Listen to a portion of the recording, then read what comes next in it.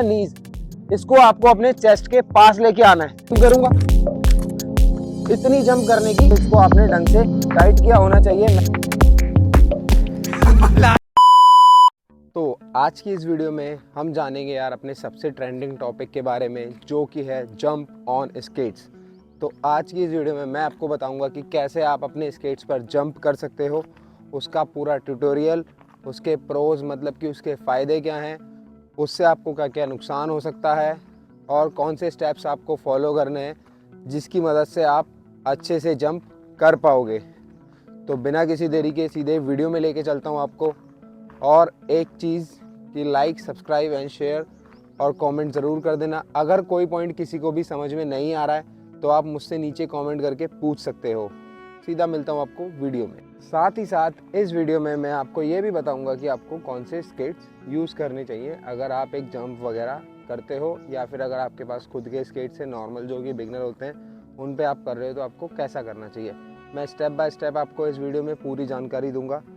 उसके लिए आप मेरे चैनल को एक प्यारा सा लाइक ज़रूर कर दें, और इन्फॉर्मेशन अगर थोड़ी भी ख़राब हो रही है या फिर कहीं पे आपको लग रहा है कोई छोटा मोटा पॉइंट आपको समझ में नहीं आ रहा है तो आप वो मुझसे पूछ सकते हो, तो मैं उसका सॉल्यूशन भी आपको बता दूंगा। आपके पास कौन सा स्केट्स है जिस पे आप जंप्स वगैरह करते हो, फटाफट से नीचे जाओ और एक प्यारा सा कमेंट नीचे छोड़ दो कि आप कौन से स्केट्स पर अपनी जंप्स वगैरह करते हो। फिलहाल मेरे पास तो हैं दो स्केट्स, MF500 और MF900। आज जो मैं ट्यूटोरियल दूंगा आपको मैं MF900 पे दूंगा, और उस ट्यूटोरियल को आप MF500 पे भी कर सकते हैं, कोई भी इशू नहीं होने वाला है। तो यार बात कर लेते हैं कि कहाँ कहाँ पे जंप की हमें ज़रूरत पड़ती है। नंबर 1, सबसे पहले हमें जंप की ज़रूरत पड़ती है जहाँ पे हम अपने स्टंट्स वगैरह परफॉर्म करते हैं। नंबर 2, हमें जंप की ज़रूरत वहाँ पड़ती है सपोज़ अगर रास्ते में कोई खड्डा आ जाए छोटा मोटा और हमें उसको बैरियर को पार करना हो तो हमें वहाँ पे भी एक जंप की ज़रूरत पड़ जाती है।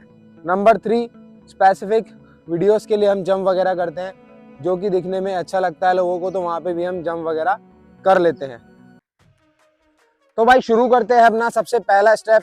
बारिश हो रही है, मैं फटाफट से स्टेप्स को कवर कर लेता हूँ। स्टेप नंबर 1 कि आपको अच्छी क्वालिटी के स्केट्स लेने हैं। सॉफ्ट बूट स्केट प्लीज़ मत लेना, सेफ्टी ज़रूर होनी चाहिए, हेलमेट होना चाहिए आपके पास। और जो सबसे बेसिक चीज़ है वो है कि आपके हेलमेट्स वगैरह और सेफ्टी गार्ड्स पूरे होने चाहिए, और आपके स्केट्स को आपने ढंग से टाइट किया होना चाहिए। मैंने अपने स्केट्स को अच्छे से टाइट किया हुआ है, बक्कल वगैरह सब कुछ अच्छे से फिट हो रखा है, कुछ भी लूज बिल्कुल भी नहीं छोड़ना है। अगर आपने ज़रा सा भी लूज छोड़ा बक्कल एंड ऑल तो फिर ये आपको एंकल ट्विस्ट वगैरह कर सकता है।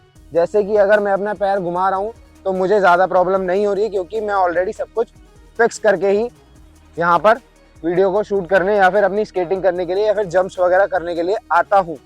ये पहला स्टेप आपको क्लियर होगा, इसमें सारी बेसिक फॉर्मेलिटीज़ हैं आपको जो करनी है। स्टेप नंबर 2, अगर आपको जंप करनी है, अगर आपके पास ऐसा प्लेन सरफेस नहीं है या फिर आपका बिल्कुल नॉर्मल ग्राउंड है जो कि स्कूल का ग्राउंड होता है, अगर वो ग्राउंड है वहाँ पे आप अगर जंप करने जाते हो तो उसमें सबसे पहले बेसिक से स्टार्ट करना, कुछ भी एडवांस करने की कोई ज़रूरत नहीं है। सबसे पहले बेसिक से स्टार्ट करना, एडवांस करने की ज़रूरत नहीं है।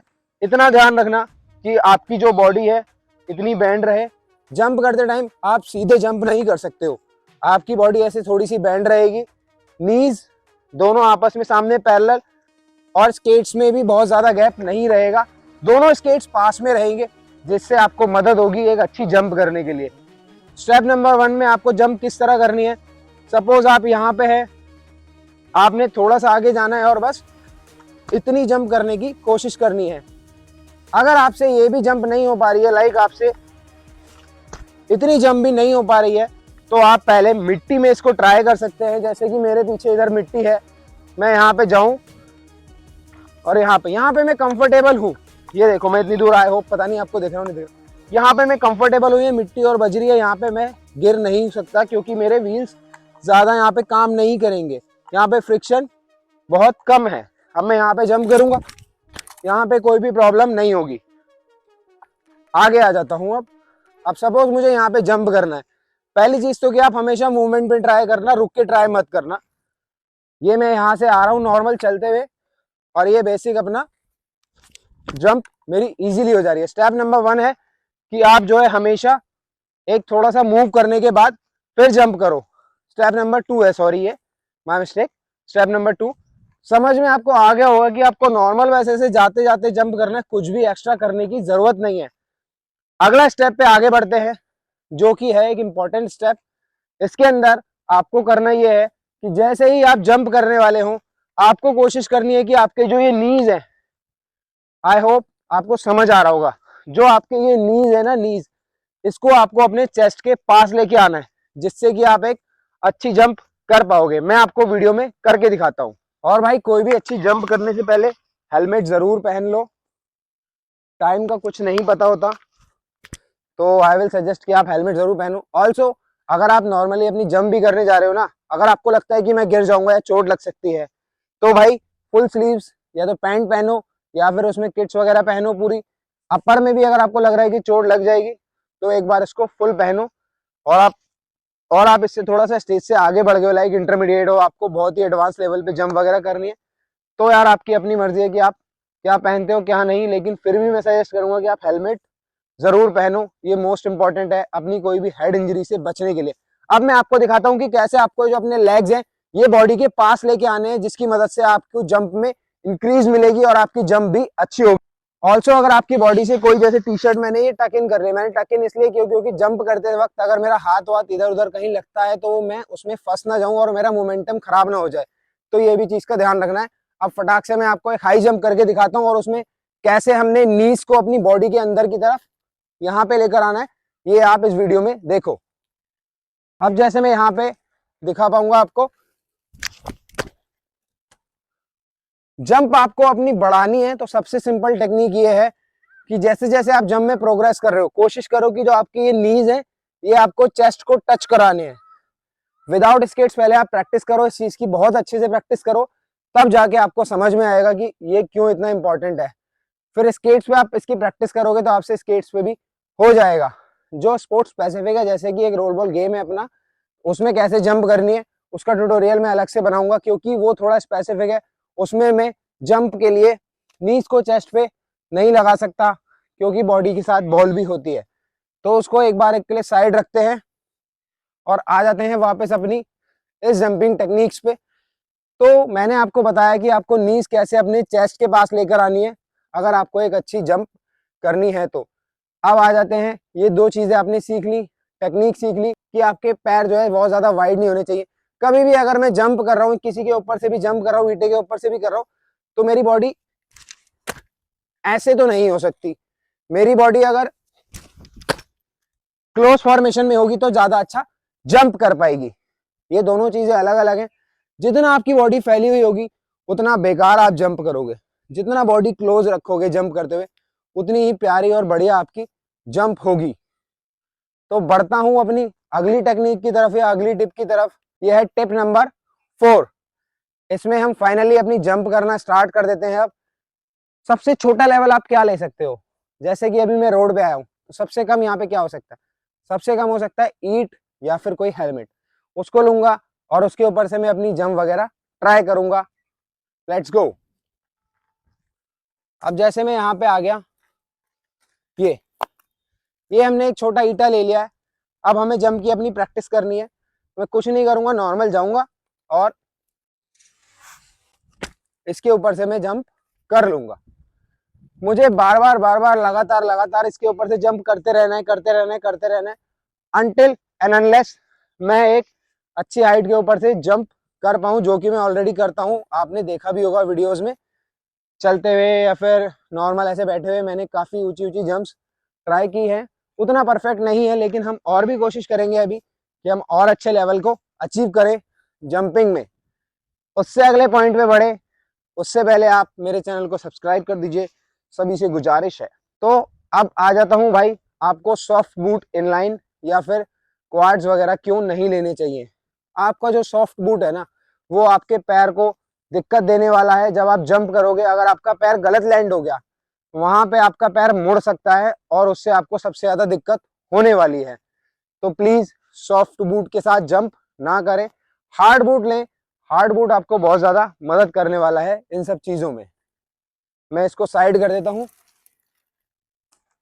तो आई होप सो कि आपको समझ आ गया होगा कि आपको कैसे अपनी जंपिंग जर्नी को आगे बढ़ाना है, कहाँ पे अपनी बॉडी पोजीशन रखनी है, स्केट्स को बॉडी के कितना क्लोज रखना है, और हाथ आपके उस टाइम बॉडी के क्लोज ही रहेंगे। अगर बहुत ज्यादा ऐसे भी बाहर नहीं करने, अपना शोल्डर जितना कर सकते हैं, जैसे कि हम जब जंप करते हैं तो मेरे हाथ ऊपर की तरफ जाते हैं और सभी के हाथ ऊपर की तरफ ही जाने चाहिए।